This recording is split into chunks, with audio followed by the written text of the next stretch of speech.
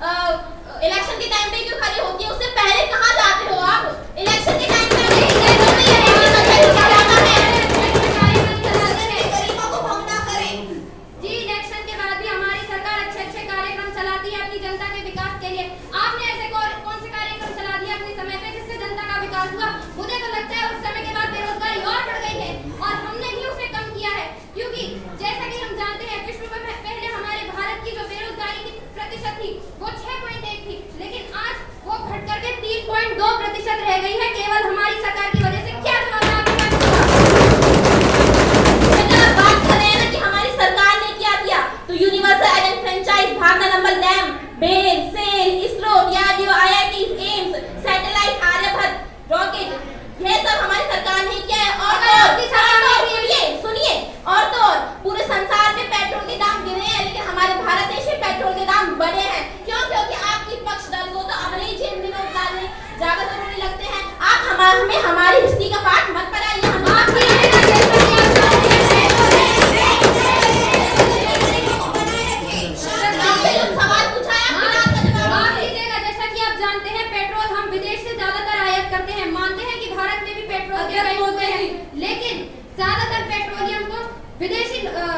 विदेशों से आयात किया जाता है, जिससे उसके दाम बढ़ रहे हैं। मानते हैं इससे जनता को नुकसान होता है, लेकिन अगर सरकारी खजाना नहीं भरेगा तो जनता का फायदा कैसे होगा? बताइए। अब दोनों पक्ष में सदन की कार्यवाही आगे बढ़ाई जाए।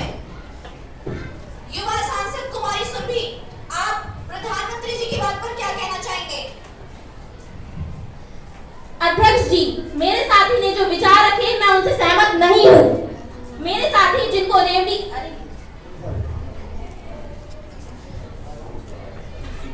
अध्यक्ष जी, जन कल्याण योजनाओं के नाम पर सरकार अपनी कमी को छुपा रही है।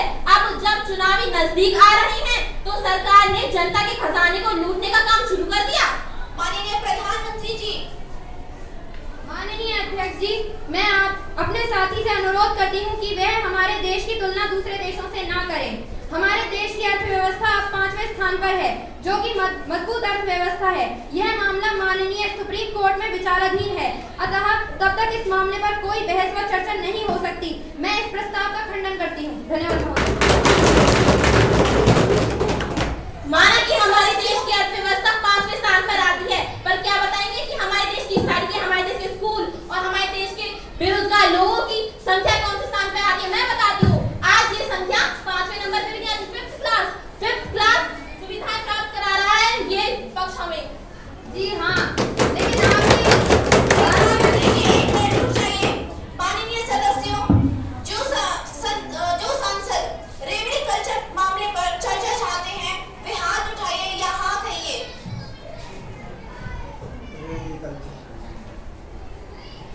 महासचिव, इन फाइलों को अध्यक्ष के सामने दीजिए।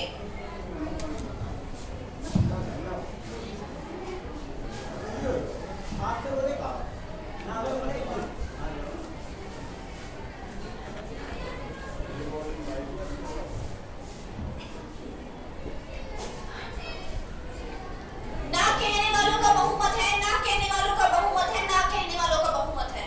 अतः कामरों को प्रस्ताव अस्वीकार किया जाता है। विधायी प्रक्रिया शुरू की जाए। अब सदन में कानून संबंधी कार्य शुरू होता है। माननीय कानून मंत्री विधेयक पर पूरे स्थापना करेंगे।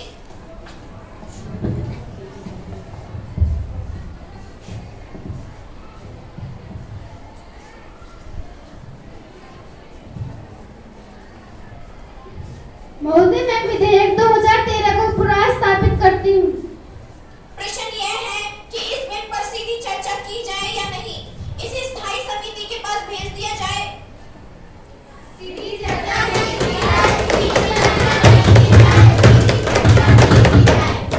हाँ कहने वालों का बहुमत है या ना कहने वालों का बहुमत है।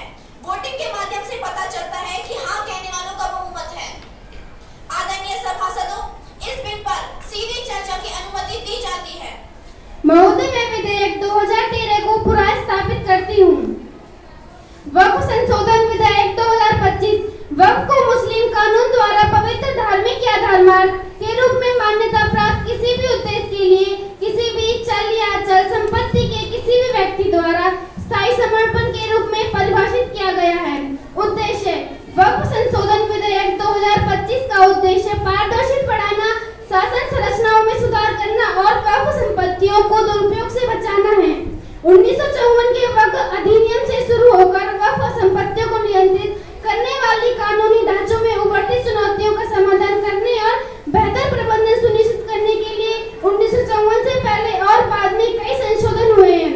उदाहरण के लिए मुसलमान वक्फ वैधीकरण अधिनियम 1913, 1923, 1930, 1954, 1964, वक्फ अधिनियम 1954, 1959, 1964, 1969 और 1984 में संशोधन, वक्फ अधिनियम 1995, वक्फ अधिनियम 2013 को मुसलमान वक्फ विधेयक द्वारा 2020 अब तक वक्फ अधिनियम 2025। आदरणीय सभासदों, इस विधेयक का प्रथम वाचन समाप्त होता है। द्वितीय वाचन कल 11 बजे किया जाएगा।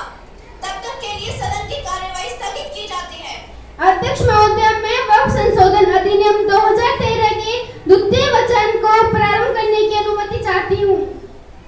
इस बिल पर सीधी चर्चा का फैसला प्रथम वाचन के दौरान हो गया था, इसलिए अब सदन इसके प्रत्येक पहलू पर विस्तार से चर्चा करेगा। महोदय जी, मैं आपके माध्यम से यह कहना चाहूंगी कि अल्पसंख्यकों के साथ वक्फ संशोधन 2025 के नाम पर धोखा हो रहा है। हम इसका विरोध करते हैं।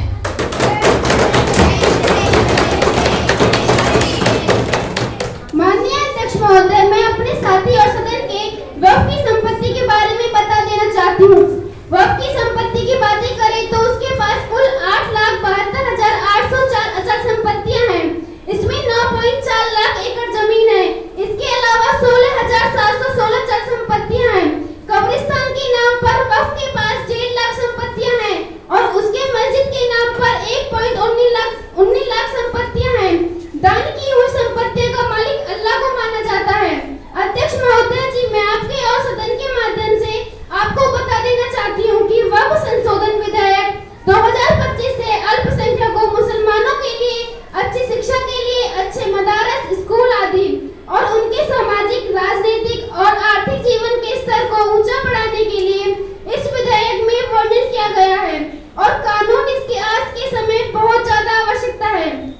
हमारी सरकार उन गरीब मुसलमानों को सभी जीवन की सभी जरूरतों को उपलब्ध कराने का पर्याप्त है, जो आज के समय भारत का हर नागरिक को मिल रही है। महोदय जी, यदि वक्फ की संपत्ति की आय को गरीब मुसलमान पर खर्च किया जाए तो इसमें आपत्ति क्या है? हमारी सरकार वक्फ की आय से अल्पसंख्यकों के विकास पर अव्यय करेगी, जिसमें किसी खास की हिस्सेदारी न होकर आम मुसलमान नागरिक के लिए होगी। अध्यक्ष महोदय जी, माननीय कानून मंत्री जी द्वारा जो संशोधन बिल पेश किया गया है उनमें कई बिंदुओं पर मुझे आपत्ति है। इस बिल में मुसलमानों के सिवाय अन्य को कोई भी शामिल ना हो। इस बिल में वक्फ की संपत्तियों से आय है वह केवल मुसलमानों की पर ही व्यय की जानी चाहिए। मेरे साथी द्वारा मुसलमानों की चिंता करना तो वाजिब है, लेकिन जो सपने दिखाने की बात करते हैं मैं बता देना चाहती हूँ, जो लोग सपने दिखाकर पूरा नहीं करते उन्हें जनता बदल लेती है और जो पूरा करते हैं उन्हें दोबारा चुन लेती है। साथ ही अच्छी तरह समझ लीजिए, लगता है इन वर्षों में सत्ता का अभी तक नशा उतरा नहीं है। आपकी सरकार ने इतने वर्षों के शासन में मुसलमानों अल्पसंख्यकों के लिए क्या करके दिखाया? जो हमारी सरकार कर रही है उसकी हर गरीब मुस्लिम का कल्याण होगा।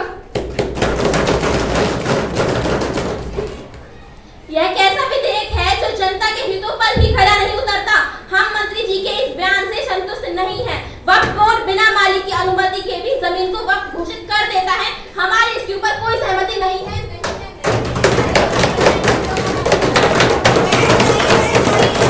संसद की गरिमा को बनाए रखे, संसद की कार्यवाही चलने दें। शांत रहिए।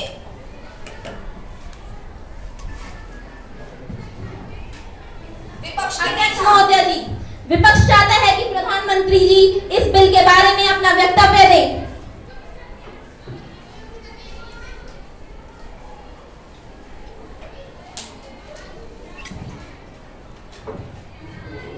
अध्यक्ष महोदय जी, मैं विपक्ष से अनुरोध करती हूँ कि वे सकारात्मक सोच के साथ सरकार का सहयोग करें तथा उनके द्वारा दिए गए अमूल्य सुझावों को भी सरकार इसमें शामिल करने का प्रयास करेगी। अतः वे इस बिल को पास करवाने में सरकार का सहयोग दें, वे इसे कानून बनने दें। धन्यवाद। अध्यक्ष महोदय जी, वक्फ बोर्ड को ताकत इस संशोधन के अंतर्गत केवल वक्फ बोर्ड को ताकत दी गई है, लेकिन नागरिकों को अपनी संपत्ति बचाने का कोई भी हक प्राप्त नहीं हुआ। यह संविधान के खिलाफ है। अतः मैं एक ही पंक्ति बोलना चाहूंगी, वक्फ बिल एक जमीनी डाकू का लाइसेंस है, जहां लोगों की जायदाद पर कोई भी बिना सबूत के जब्त कर लेता है। सरकार ने जनता को कोई जानकारी देने की भी जरूरत नहीं समझी, क्योंकि उनके लिए यह मकसद जनहित नहीं वनित है। जहां दूसरों धर्मों की ट्रस्ट की जमीनों को लीगली प्रोटेक्टेड नहीं मिलती, वहां ये वक्फ को डायरेक्ट अधिकार मिल जाए। क्या यह मान्य है?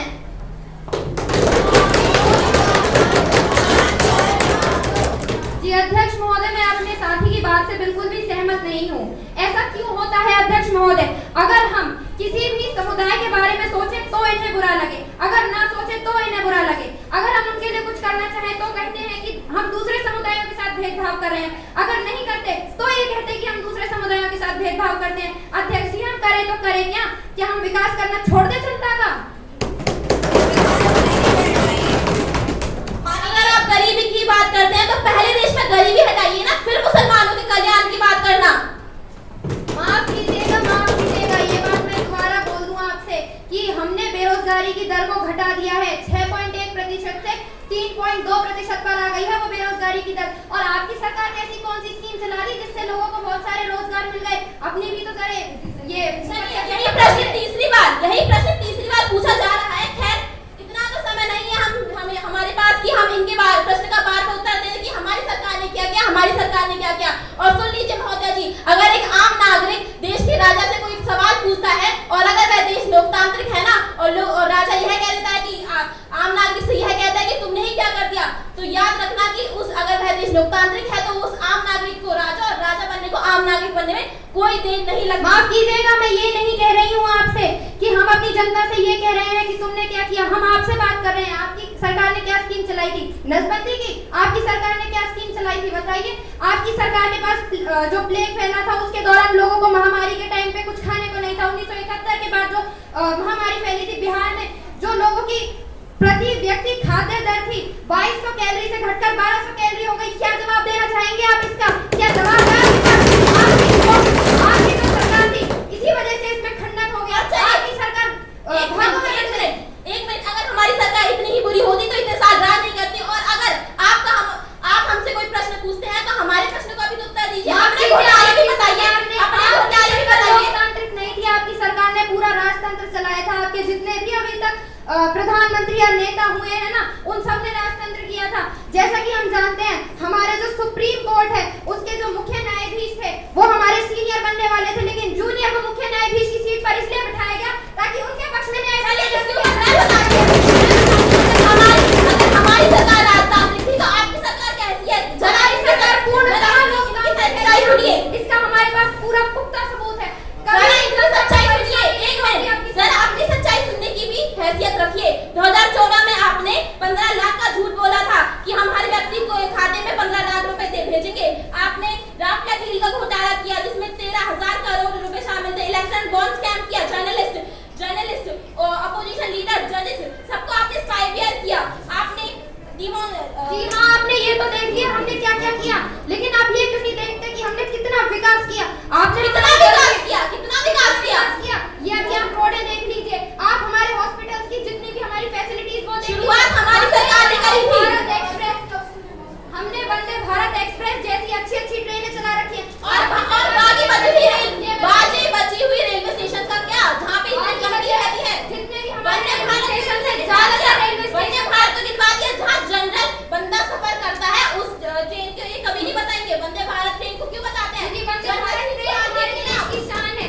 हमारी जितनी भी ट्रेनें हैं उन सबको बनाने में करोड़ों का खर्चा आता है। कि देश को तो शान सम्मान है जब आपकी जनरल चाहिए। दोनों पक्ष के नेता बैठ जाइए, अब वक्फ बिल पर आया जाए। माननीय सभासदों, इस विधेयक पर काफी लंबी चर्चा हो चुकी है, अतः इस चर्चा को यहीं विराम किया जाता है। अतः इसका तीसरा वाचन हम अगले दिन ने मैं सदन में वक्फ संशोधन 2015 के तृतीय वाचन को आरंभ करने की अनुमति चाहती हूँ। माननीय सभासदों, अब वक्फ संशोधन 2025 आरंभ होता है। महासचिव जी, मतदान की प्रक्रिया शुरू की जाए। जी अध्यक्ष महोदया।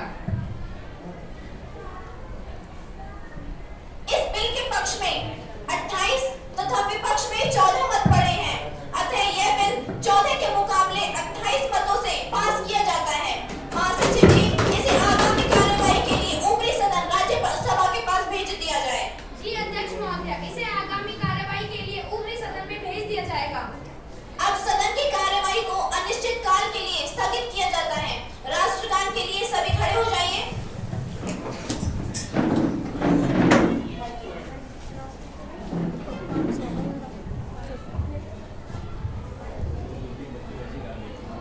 जन